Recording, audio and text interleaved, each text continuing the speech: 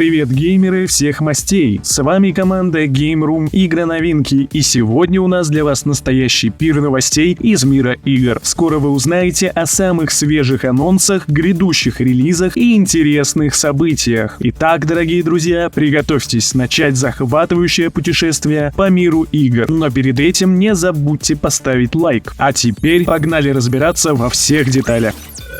До выхода дополнения «Призрачная свобода» осталось всего несколько дней, но критики уже начали выражать свое восхищение. По мнению журналистов, студия CD Projekt Red искупила все грехи, совершенные при разработке оригинального Киберпанка. Они отмечают, что в дополнении «Призрачная свобода» разработчики взяли лучшие стороны оригинальной игры и смешали их со шпионским сюжетом. В частности, они отмечают наличие моральных дилемм как в основном сюжете, так и в побочных заданиях. Игрокам предоставляется свобода выбора по мере прохождения игры, не заставляя их постоянно сражаться или взламывать. Поклонники стелс-игр также найдут это интересным, поскольку расширение позволяет игрокам выдавать себя за других людей. В настоящее время средняя оценка «Призрачной свободы» составляет чуть менее 9 баллов из 10. Некоторые критики считают это расширение таким же важным, как Blood and Wine для The Witcher 3. Другие, конечно же, считают нововведение неинтересным. Следует отметить, что оценка качества дополнения во многом зависит от предпочтений каждого игрока. Но в любом случае, после выхода обновления 2.0, которое принесло множество нововведений, это отличная возможность вернуться в игру и продвинуться по основной сюжетной линии.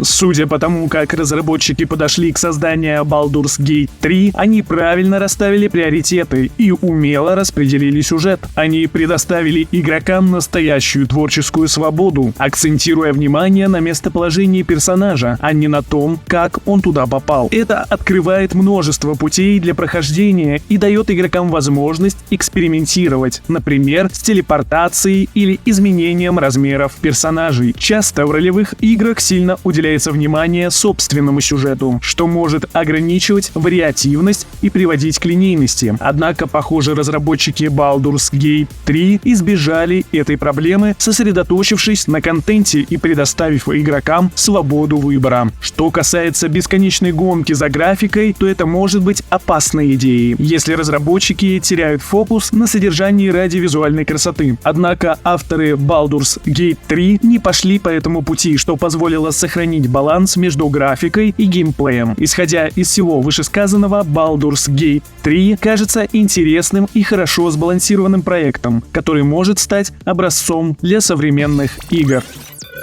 Инсайдер Bill Кам раскрыл, какие эксклюзивные игры для PlayStation будут портированы на ПК в будущем. Приключенческие игры Horizon Forbidden West и Alloy в скором времени будут перенесены на ПК. Выход ПК-версии запланирован на месяц, точнее на середину октября. Как сообщают инсайдеры, Horizon Forbidden West Complete Edition будет доступна в Steam и Epic Games Store. Полная версия получила оценку рейтингового агентства в Сингапуре. Ранее также были зафиксированы утечки с серверов GeForce Now и внутренних документов Sony Interactive Entertainment. К сожалению, информация о том, что такие игры, как Gran Turismo 7 или Bloodborne будут выпущены на ПК, не подтвердилась, поэтому геймерам придется ждать еще дольше.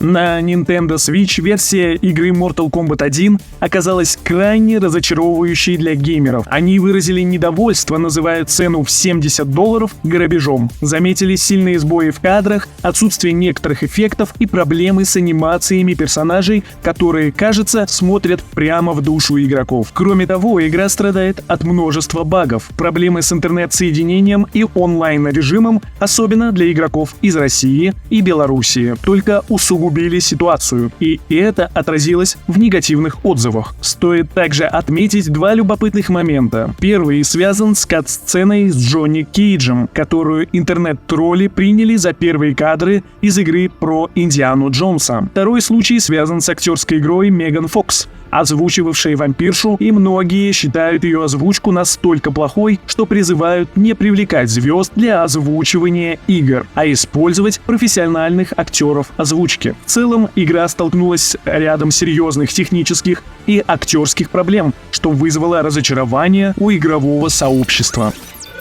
Вышел новый сюжетный трейлер игры Avatar Frontiers Pandora, в котором показаны Нави, люди и фауна Пандоры, секретные миссии, перестрелки, полеты от третьего лица и загадочный открытый мир. Несмотря на то, что эта игра с видом от первого лица, кадры иногда автоматически переключаются на вид от третьего лица, особенно во время полета. Что касается миссий, то стелс-миссии предполагают спасение обитателей Пандоры, избегая или бесшумно уничтожая встречающихся врагов. Трейлер также намекает на наличие боссов. Напомним, что игрокам предстоит играть за путешественников, один из которых в детстве был похищен корпорацией РДА и которому предстоит помочь воссоединиться с Пандорой, исследуя западную границу. Также будут происходить встречи с различными кланами. Из трейлера также стала известна дата выхода игры. Выход игры запланирован на 7 декабря и будет доступен на ПК, PS5 и Xbox.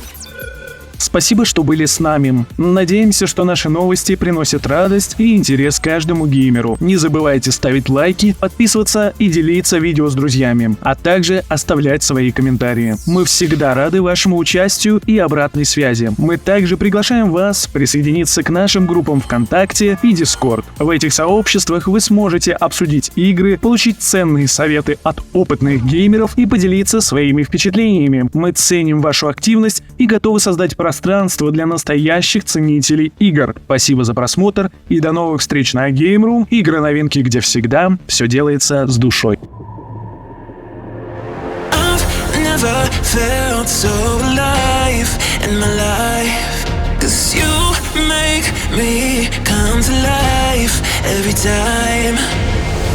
I'm free.